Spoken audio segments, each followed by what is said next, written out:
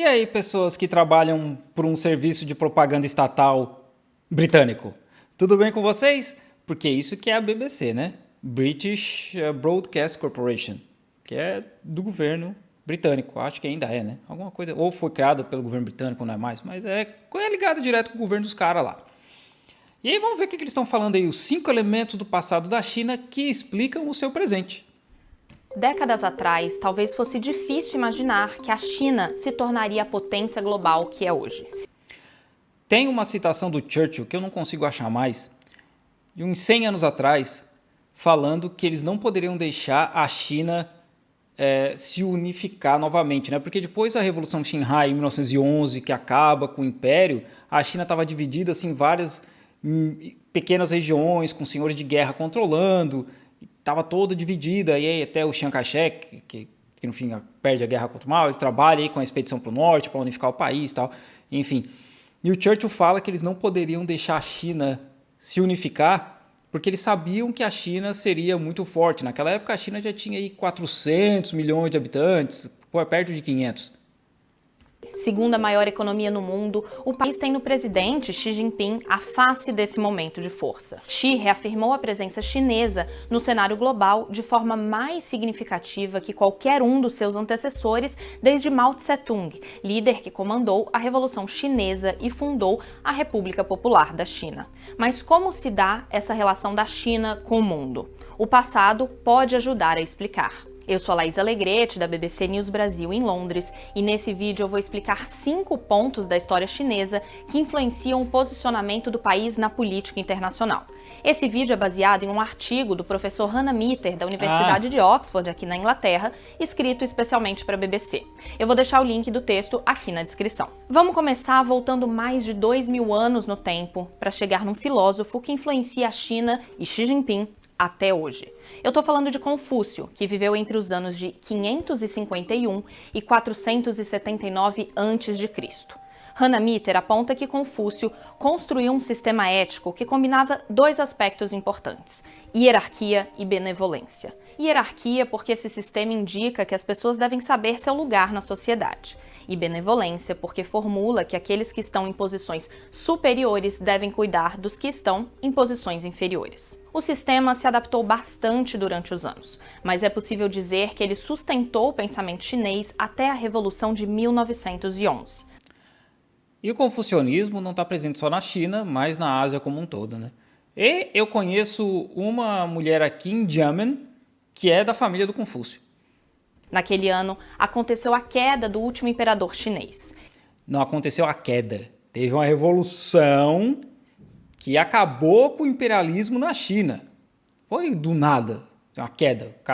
O imperador que era uma criança caiu e acabou. Não foi assim, né?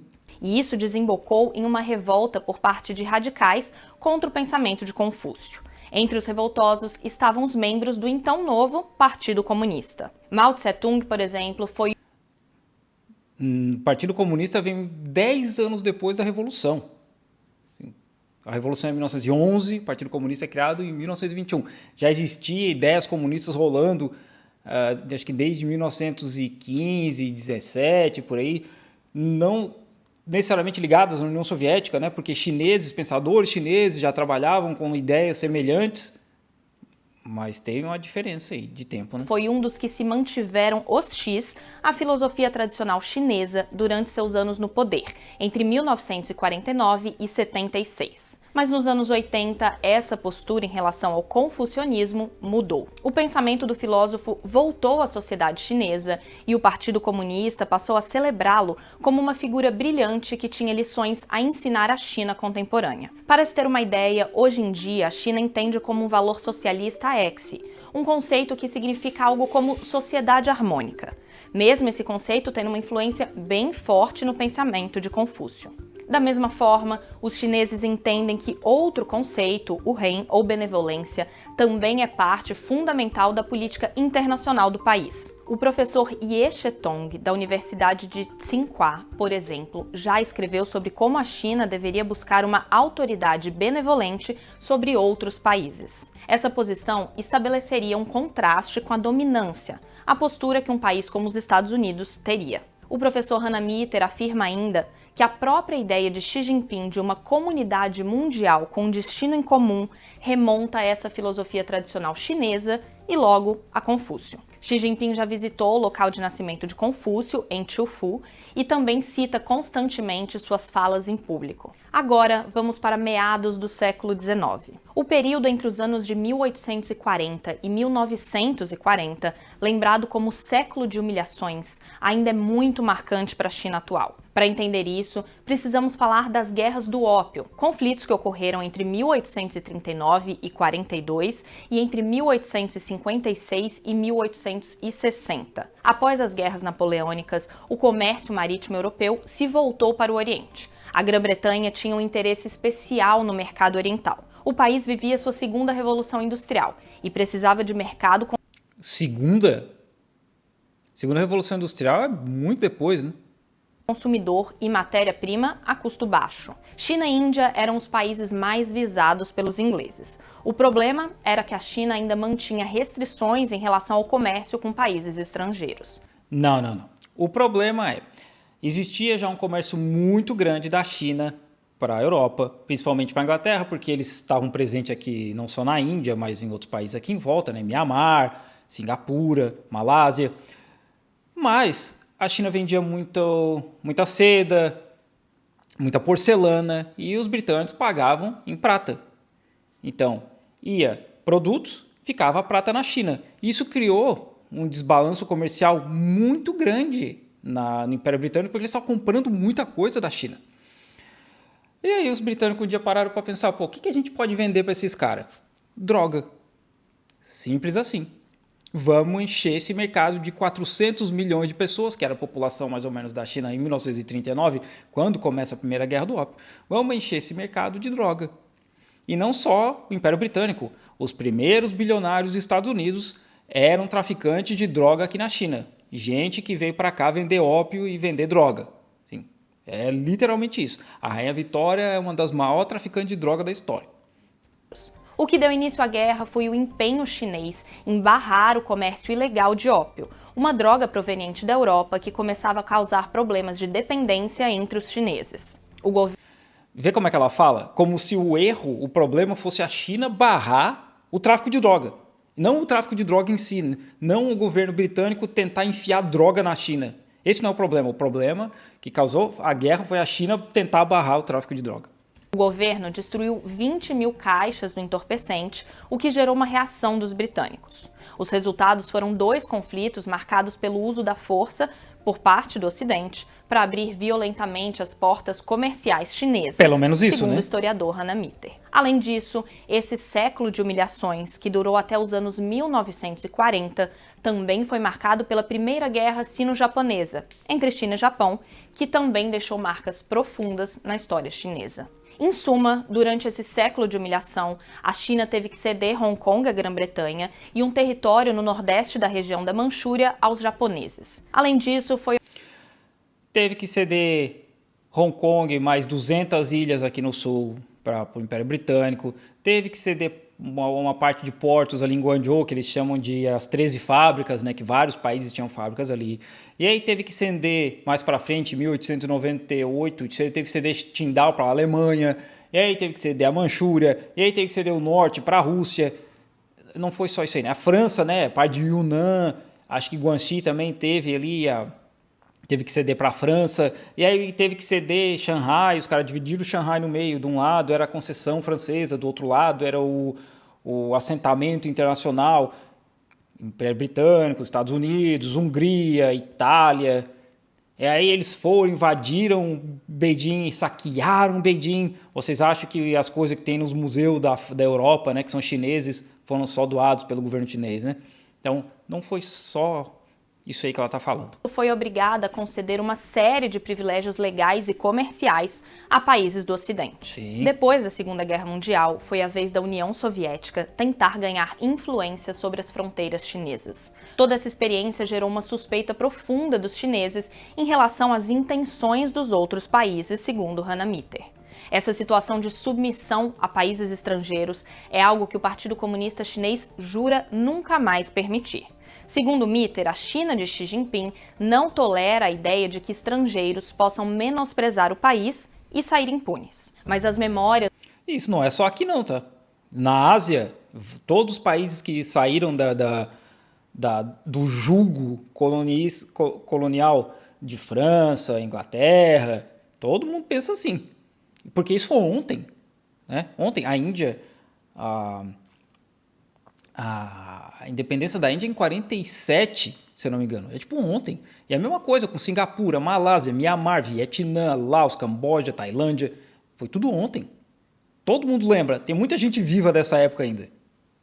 Memórias dos séculos 19 e 20 não são lembradas apenas como humilhantes pelos chineses. Um exemplo é a participação chinesa na Segunda Guerra Mundial, quando o país lutou praticamente sozinho contra o Japão, entre 1937 e 41, no que ficou conhecido como a Segunda Guerra Sino-Japonesa. Ao longo desse período, a China sofreu a morte de mais de 10 milhões de pessoas, ao conter mais de 500 mil de tropas japonesas em seu território. Esse feito é amplamente comemorado nos livros de história, no cinema e na televisão por lá.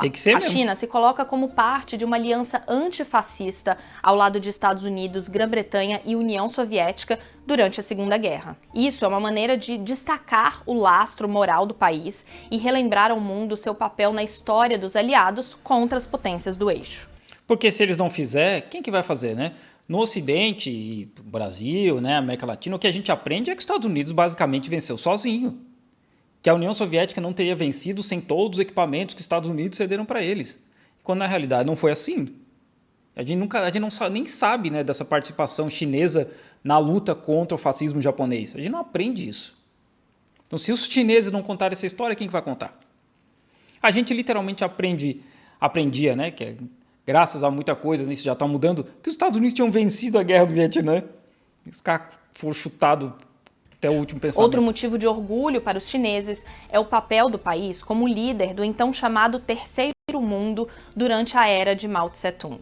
Exemplos desse papel de liderança são a Conferência de Bandung, na Indonésia, que reuniu países asiáticos e africanos nos anos 50 para promover uma cooperação entre países do Terceiro Mundo. Também se destaca a construção da ferrovia Tanzan, ou Tanzânia-Zâmbia, no leste africano, na década de 70, que teve participação importante da China. O papel na Guerra da Coreia entre o sul capitalista e o norte comunista também é bastante lembrado. O conflito sul capitalista e o norte comunista, né, disso da Coreia, né? Mas assim, por que teve essa guerra, né? Quem que estava bombardeando a Coreia do Norte? Por que a China teve que se envolver nisso aí? O conflito teve participação dos Estados Unidos, União Soviética e China. No último ano, marcado por relações conflituosas entre China e Estados Unidos, novos filmes celebrando esse período foram lançados. Os chineses relembram a Guerra da Coreia com um nome diferente: Guerra de Resistência América. Não é só a China, né? Acho que na Coreia do Norte é a guerra contra a invasão dos Estados Unidos, que é um nome semelhante que tem a Guerra do Vietnã aqui. Porque quem deu o nome de Guerra do Vietnã foi os Estados Unidos. Quem nome deu Guerra da Coreia foi os Estados Unidos. Porque no Vietnã também, se eu não me engano, chama Guerra contra a invasão dos Estados Unidos. E na Coreia do Norte acho que é Guerra contra a invasão fascista. É uma parada assim. Então, a Segunda Guerra Mundial na Rússia chama Grande Guerra Patriótica, né? A gente é que usa os nomes que os Estados Unidos deram. Segundo Hannah Mitter, esses fatos são fundamentais para a forma como o Partido Comunista constrói sua legitimidade. Já outros elementos da história recente não recebem tanta menção, como a crise de fome que matou milhões de pessoas como resultado das políticas econômicas desastrosas do projeto Grande Salto Adiante entre 1958 e 62. Outro ponto profundamente arraigado no pensamento político chinês e que tem sido reavivado ativamente com Xi Jinping é a tradição histórica do marxismo-leninismo, que é o quarto ponto desse vídeo. Porque no fim chama Partido Comunista da China, né? Então talvez faça um pouco sentido que os caras tenham o marxismo tanto assim na sociedade, só talvez. Ao longo do século XX, Mao Tse-tung e outros líderes comunistas importantes participaram de debates teóricos sobre o marxismo. A noção marxista de luta de classes, por exemplo, embasou o movimento pela reforma agrária na China no início dos anos 50, liderado por Mao. O movimento levou à morte de cerca de centenas de milhares de proprietários de terra durante os primeiros anos da República Popular da China. Hannah Mitter afirma que o conceito de classe caiu em desuso para definir a sociedade chinesa. Mas a linguagem política da China, hoje em dia, ainda é formada por ideias como luta, antagonismo e conceitos como socialismo em oposição ao capitalismo. No marxismo clássico, segundo Mitter, você chega a um ponto de síntese após solucionar os antagonismos de uma sociedade. Antagonismos esses muitas vezes dolorosos e duradouros. Então, por exemplo, a China de Xi Jinping define a atual competição com os Estados Unidos como uma luta entre antagonismos. Isso seria verdade para a disputa entre forças econômicas dentro da própria sociedade. Por exemplo, como crescer economicamente e evitar a catástrofe climática. Essa disputa é entendida no pensamento chinês em termos de antagonismo, em que uma síntese só seria alcançada ao solucionar essas duas forças contraditórias. Lembrando que essa competição com os Estados Unidos só existe porque os Estados Unidos querem uma competição. É os Estados Unidos que puxam por isso, é os Estados Unidos que põem embargos e sanções contra a China, e não o contrário.